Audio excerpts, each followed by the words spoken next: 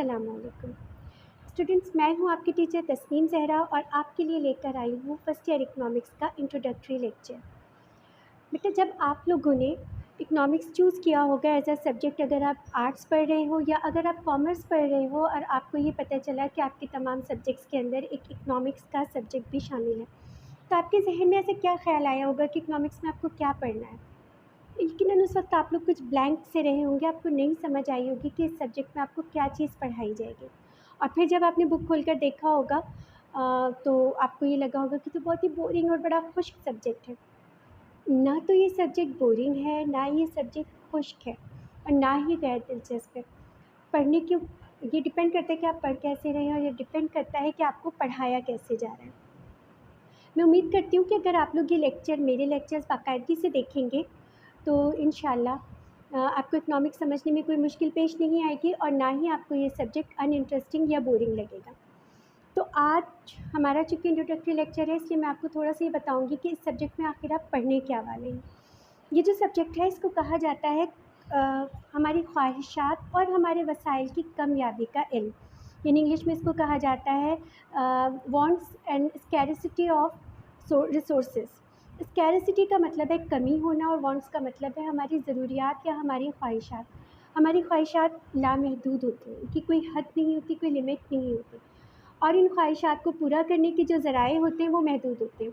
अगर कहते हैं ना कि अगर कारून का ख़जाना है तो वो भी अगर आप खाते रहें तो वो भी एक दिन ख़त्म हो जाता है।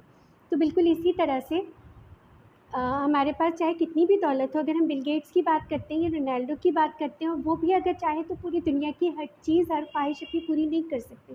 कहीं ना कहीं जाकर उनकी भी दौलत की लिमिटेशन ख़त्म हो जाएगी।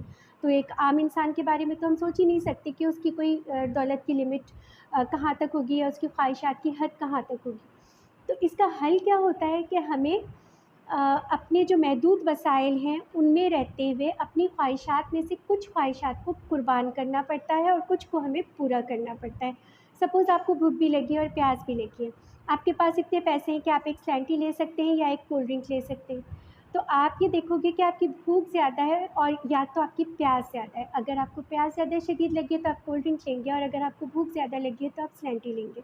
तो इस तरह से आपको दो ख्वाहिशात में से एक ख्वाहिश को विड्रॉ करना पड़ेगा, यानी एक ख्वाहिश को छोड़ना पड़ेगा और दूसरी को आपको पूरा करना पड़ेगा। तो मुआशियात हमें यही बताती है कि हम अपनी ख्वाहिशात को पूरा करने के लिए अपने महदूद ज़राए को किस तरह से इस्तेमाल कर सकते हैं। अब उनको इस्तेमाल करने के लिए ज़राए का होना भी ज़रूरी है। ज़ाहिर सी बात है कि पैसे दरख्तों पे तो नहीं उगते, ना हमारे घर पैसों की बारिश होती है। क्या करना होता है कि हमें दौलत कमाने के लिए एफ़र्ट्स करने पड़ते हैं, मेहनत करनी पड़ती है। अब वो मेहनत मज़दूरी की शक्ल में भी हो सकती है, वो मेहनत कारोबार की शक्ल में भी हो सकती है, वो कोई ऑफ़िशियल जॉब भी हो सकती है, कुछ भी हो सकता है। और उसके ज़रिए हम अर्निंग करते हैं और फिर उन पैसों को ख़र्च करते हैं। तो इकनॉमिक्स में हम अर्निंग के तरीके, यानी पैसा किस तरह बनाया जाता है, पैसा किस तरह ख़र्च किया जाता है और पैसा किस तरह से बचाया जाता है और फिर उस बची हुई रकम को किस तरह से इन्वेस्ट किया जाता है और उससे मज़ीद पैसा प्रोड्यूस किया जाता है, ये सारी चीज़ें हम इकनॉमिक्स में पढ़ने वाले हैं। आज का लेक्चर चूँकि हमारा इंट्रोडक्टरी लेक्चर था तो मेरे ख़्याल में इतना काफ़ी है। कल से हम इंशाल्लाह अपनी बुक स्टार्ट करेंगे और आपको मैं टॉपिक वाइज़ बहुत डिटेल में हर चीज़ बताऊँगी। और इंशाल्लाह अगर आप मेरा ये लेक्चर शुरू से आखिर तक कम्प्लीटली देखेंगे और बाकायदगी से देखेंगे, मैं डेली बेसिस पर अपने इकनॉमिक्स के लेक्चर्स अपलोड करूँगी। अगर आप लोग इसे बाकायदगी से देखते हैं तो इंशाल्लाह आपको इसको देखने के बाद मज़ीद किसी गाइडेंस की या किसी कोचिंग की ज़रूरत महसूस नहीं होगी। और अगर आपको इसके अलावा मज़ीद कुछ पूछना है इकनॉमिक्स के ही हवाले से या किसी दूसरे सब्जेक्ट के हवाले से, तो आप उसके लिए भी मुझसे रब्ता कर सकते हैं। और मैं हर तरह से आपकी खिदमत के लिए और आपकी हेल्प के लिए एक हेल्पलाइन के तौर पर मौजूद हूँ।